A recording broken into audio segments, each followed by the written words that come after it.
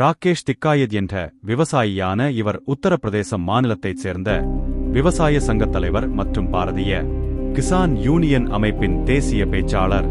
இவரின் தந்தை மக்சூத திக்காயத் அவர்களும் மகேந்திர சிங் திகேத் என்ற இந்திய விவசாய இயக்கத்தின் மிக பிரபலமான தலைவர்களில் ஒருவராக பதவி வகித்தார்.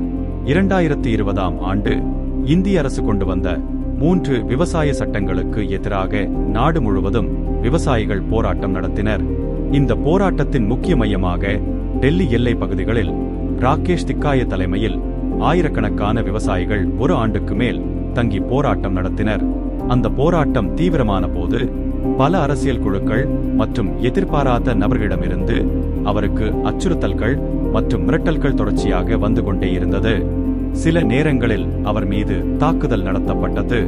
மேலும் தாக்குதல் நடத்தப்படும் எனவும் நம்பகமான தகவல்கள் வந்து கொண்டே இருந்தது. இதனால் இந்தியாவின் உள்துறை அமைச்சகம் தற்காலிகமாக அவருக்கு ஒய்பிரிவு பாதுகாப்பு வழங்கியது. சுமார் 11 பேர் கொண்ட பாதுகாப்பு குழு அவரின் வீட்டிற்கும் அவர் மேற்கொள்ளும் பயணங்கள் மற்றும் பொதுக்கூட்டங்கள் காவல்துறையால் பாதுகாக்கப்பட்டது. ஆனால் இது நிரந்தரமாக கொடுக்கப்படவில்லை, அந்த கால கட்டத்திற்கு மட்டுமே வழங்கப்பட்டது. இதில் சுவாரஸ்யம் என்னவென்றால், ராகேஷ் திக்காயத் ஒரு விவசாய தலைவராக இருந்து பொய் பாதுகாப்பு பெற்ற ஒரே நபர்.